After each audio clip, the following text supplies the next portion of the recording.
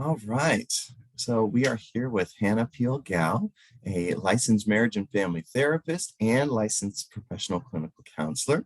I'm Dr. Robert Pate, and would love to spend a little time getting to know you today. Hannah, is that all right? Sure, thank you. Very good. Well, something I always like to find out about when I talk to therapists is what is it that led you to want to become a therapist in the first place? Because this is kind of an interesting life choice, right? To commit yourself to sitting down with people and hearing about their problems all day. What is it about being a therapist that really drew you? So this one, I thought about this question before, and it definitely comes with a story if you have a little bit of time for it. And basically, it has to do with a volunteer project that I went to when I was much younger.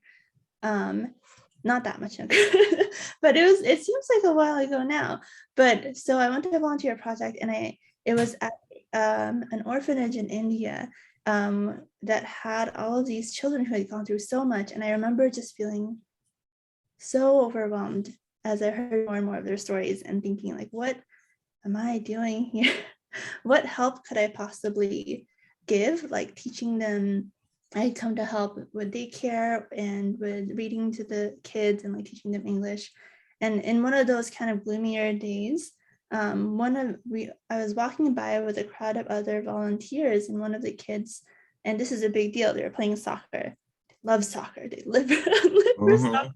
One of the kids stopped what he was doing and ran over to me, and he, in his best English, like kind of just stuttered and then stammered and then put himself together and was like, you are you are Hannah. And my world kind of just like this weight lifted, right? Like, oh, like I am walking with a group of other volunteers, like a lot of other volunteers, and you stopped to tell me that you learned my name. And then the real shift happened when I said back to him his name, like, oh, you are. And I said his name, and I realized what a much bigger crowd of other children he was with, like 40 to 50 other kids who were in the orphanage. And when he saw that I knew his name out of all these kids, the way his eyes lit up, like my world shifted in that moment to realize that no, I can't change what people have gone through, and I can't change the weight of the burden that they carry. But I can know their name, and I can give them a space where they'll feel seen and known, and they get to experience just being recognized for who they are and getting to share that with someone and having that person be valued. So I think that's definitely what drew me to therapy. Also at the time, I was telling a friend, well, I mean, there's a lot of practical skills in the world, but if I could just have a job for liking people, that would be great. And they'd be like, well, let me tell you about therapy. So that kind of just worked out. Oh my gosh. Well, I gotta say, I'm finding myself getting a little misty-eyed just thinking about that little guy there. Mhm. We sometimes see the worst of humanity in our jobs, and it's such a joy to get to be part of the healing of that. And even if it's just in some small way, like with that kiddo, just thinking somebody knows my name, somebody cares about me and my story. I mean, just that it feels like a little thing, but it seems like it made such a big difference for that kiddo there. Yeah. Yeah. Actually, that reminds me of the movie Avatar, and there's a moment where like there are these different species essentially, right? But the Mhm. one says to there, "I see you," and that's like this important thing, right? Where I see you, and it's not like I see you visually, but I get you, I understand you, kind of at your core, right? It seems like that's the kind of thing you were touching there. So I also love that about her field. Thank you so much for sharing that story. And kudos to your friend. We appreciate your friend for turning you on to therapy. We're I grateful to have you in the field.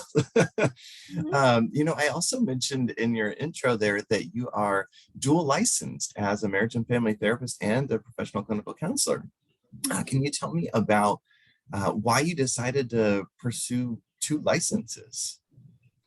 Well, um, let's see, the two licenses, I think it really had to do, sorry, I laugh a little because it meant I had to study twice as hard, but it was so worth it. And the reason for that is because I think the term like you and I are familiar with licensed marriage and family therapists, that we are able to work with individuals too. It doesn't have to just be if the people we work with have a challenge specifically with marriage or with family. But it was so important to me to just be so much more accessible for people to know, to see like marriage and family therapist versus professional clinical counselor. I think that's when someone can say, oh, like if I am just going through my own individuation process, my own growth process, that person is here for me too. It kind of just removes a barrier and just makes kindness a little bit more accessible to someone who's looking and maybe isn't as familiar with the field of where to start. So it was worth the effort in that way. And also why it was really important for me to have both. Yeah, and for those of you that don't know, it's no joke getting one of these licenses. So to have two of them is a big deal. Oh man. Something I love about that, Hannah, is that I can tell that you really care about your clients, and not just from that amazing story you just told a minute ago, but this idea that some people may not understand that I can help them. So let me go the extra mile to make sure that not only am I extra prepared to help them, but that they know, like that they can feel comfortable knowing that they don't have to be a couple or a family to work with me. But if they're an individual, whatever their process is, I'm here for them. So I always appreciate that about when I can tell that a therapist has gone the extra mile to make sure that even if they already were competent to help with an issue, that they went the extra mile to make sure their clients know that so that they can feel comfortable. Really Yeah. appreciate that. I mean, Yeah, go ahead. just to share a little bit, that's a little bit of that access issue that I had to go through myself, right? Like when I told you that my friend, it's a funny story that my friend's like, oh, but you can't, you can't really like people and spend your career doing that. But I didn't know a lot about therapy back then. And I think that value came from that individual experience too, of being new to the country, new to a lot of things, and thinking, oh, like I didn't know this was accessible to me. And I think about how many other people don't know like what the quote unquote like rules are, or what certain like definitions or careers mean, and what's even accessible to them. So I think going through that myself really made it a value for me. Yeah, it's so interesting how you mentioned access. And that's one of the things that's really important to us here at Greenline is access, right? I wonder if you wouldn't mind talking for a minute about being a telehealth therapist and kind of what that looks like for you. How can people feel comfortable hopping on a screen with you like we are? And I know we're kind of having fun here. But if I wanted to share my life story with you and see if you could help me, can you tell me about what it's like to work with Hannah, the telehealth therapist? Mm, hopefully it is a little fun. I mean, so we go in and we do serious work, right? I think that at the heart of it, it's still, no matter the distance, it's a person wanting to connect with another person. As far as what to expect for teletherapy, I think just my clients and I both grow in a lot of patience with technology, and even just navigating and knowing how much better we are than we think at it than we originally thought. But also just with what to expect, I think it's this will be this is my office. Every now and then, at the really important parts of what we're saying, a gardener might come like oh yes, timing.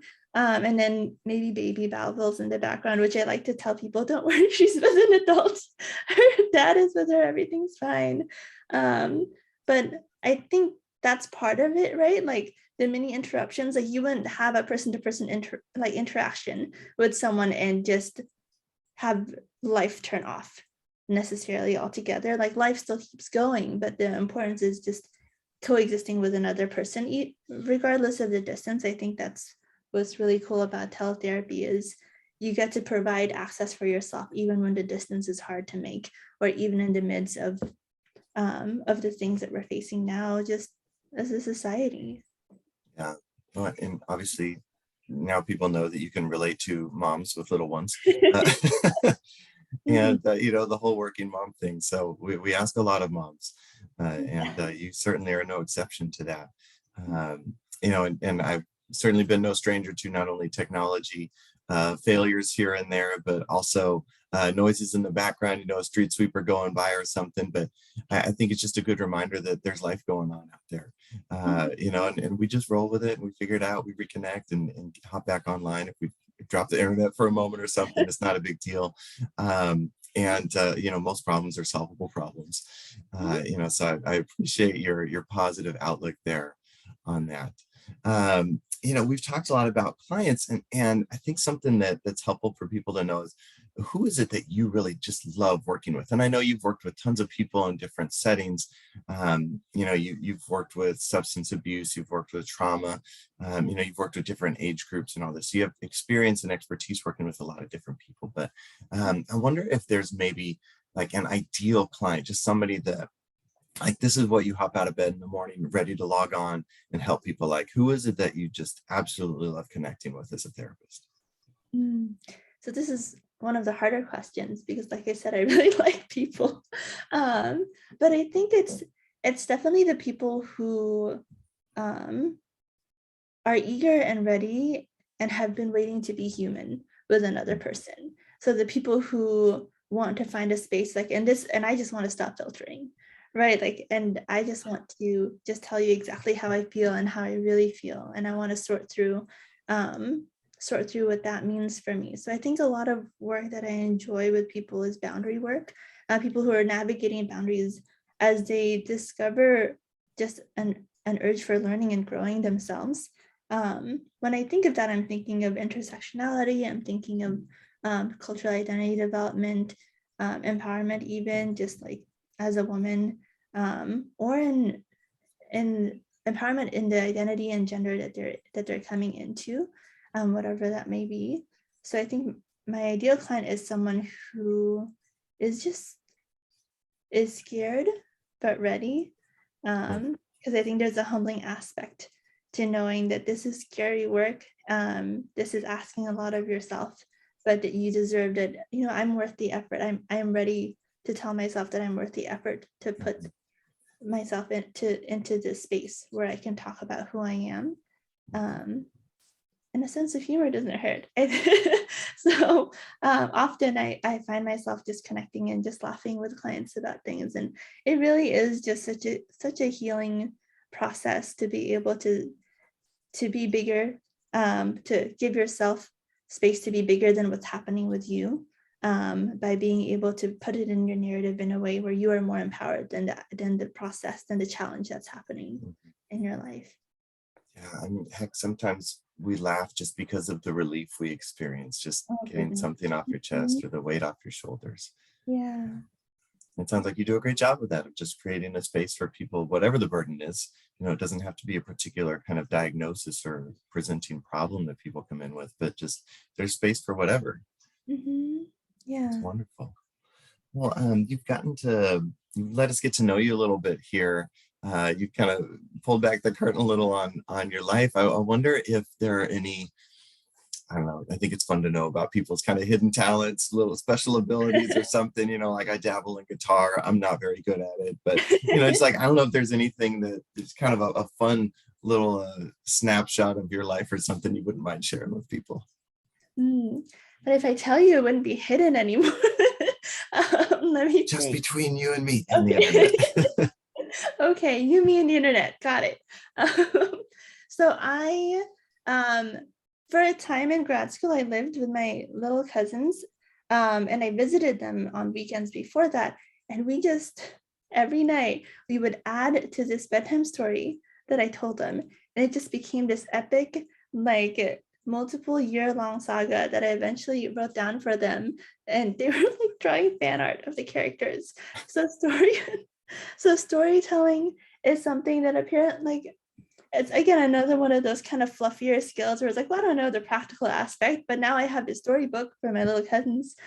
So I love reading. So I think that probably contributed to that. Secretly, I love poetry. Well, the love for poetry is not secret, but the writing my own is just, it's such a relief, and it's I love the way that poetry doesn't have to be put together. It doesn't have to have grammar rules. It doesn't have to have anything. So I think that's my own way of existing, without filtering or editing myself, is just when I'm able to write poetry over things that I experience or even the stories that I encounter, because it's a lot to take in. Mhm. Yeah, I think poetry may be the most human form of writing.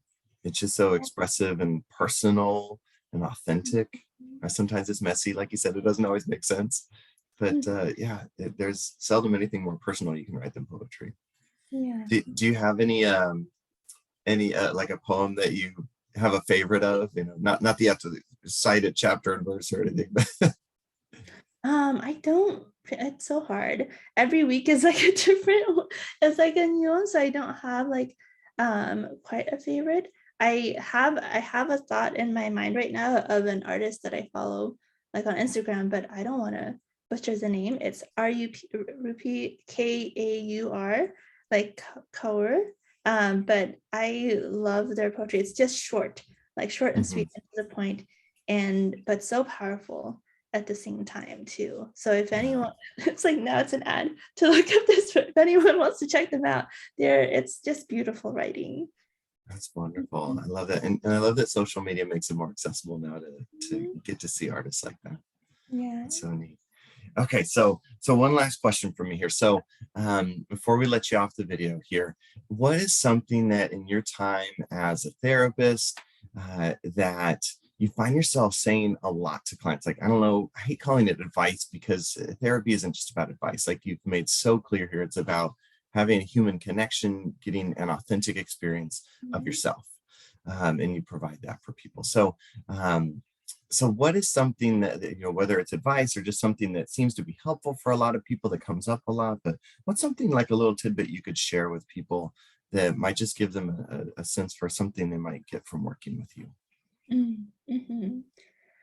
Something that I really make a point to say as often as I can, as often I can remember to, is to remind people that I will not be offended if they don't like something. And if I like, and I just welcome it. I don't, it's not like self-deprecating. It's not, I'm not trying to like make people uncomfortable by like sharing something they're uncomfortable with themselves. It's just, it honestly is their therapy. It's what would be helpful for them. And the idea of empowering another person is like, did this, I find myself asking either in the beginning or the end of sessions, like, oh, like, how was our last therapy session for you? What were some things that were really helpful and that were not as helpful? What are some things that you think like you would want to do more of?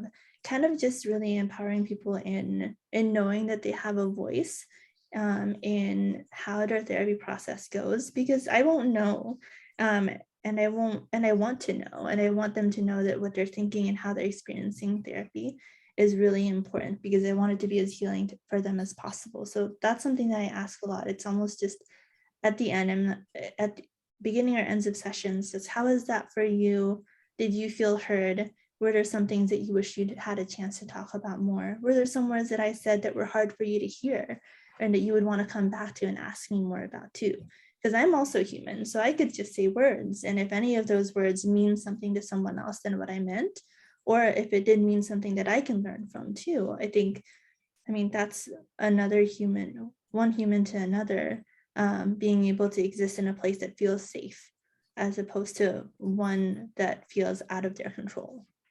I just love the humility in that. And I think that some of the best helpers and healers are those who um, are very competent and capable, and yet are humble enough that they're willing to continue growing and learning. I mean, that's why they call it practice, right? The medical practice, the psychology practice. Like Mhm. we're always growing and getting better for the people that we work with. I learned a new definition of the word meek the other day, and I think a lot of people think of meek as being this timid, small, I feel weak, right? Meek and weak. And yet this new definition, kind of a more original definition of it from, you know, ancient history, is that it's this idea of a sword that's in its sheath, right? So it has power, it has this ability to do something great, and yet Mhm. it's sheathed, right? It's kept hidden there. And so I love that when I think about therapists like yourself who have such tremendous experience and this ability to connect with and help people, And yet it's not about, let me show off all the things I know all the time, but is this working for you? Is there some way I can be better for you? I love that in a therapist. So I appreciate you sharing your humility, and not that you framed it that way, but that's what I hear. And you know, if I were looking for somebody to work with, I would want somebody who's willing to listen to what I had to say to get some feedback. So And well, thank you so much. Yeah, yeah. Any last thoughts, Hannah, before we wrap it up here? I mean, just to thank you for that last piece too, because when I was thinking about it, like, yeah, like the reason I ask is because, uh, um, oh, I don't want to undo the humility portion of it, but the reason I ask is because I know that we can make it better. It's out of that confidence of like this much experience, like Mhm. we're not in a box, right? Like we can work together. This can be a therapy process that will be a good fit, or that Mhm. can be a good fit. And if it isn't, like, then I'll help connect them with someone who is. But it's just, I love just the idea of that, of not just myself, but even people, right? Like as they get empowered to share their thoughts on how something was for them, be able to unsheath their own sword in a sense and say, yeah, I do want to have a voice in what this process looks like for me. So I just really, my last thoughts were just that I really appreciate you sharing your thoughts. Okay. Spoken like a true therapist. All right, Hannah. Well, thank you so much for sharing with us today. I'm sure that was helpful for people looking to figure out, can they really connect with you? And my sense about it is yes. I have a hard time thinking of who wouldn't be a good fit for you. So so thank you so much for sharing your thoughts there. Thank you too.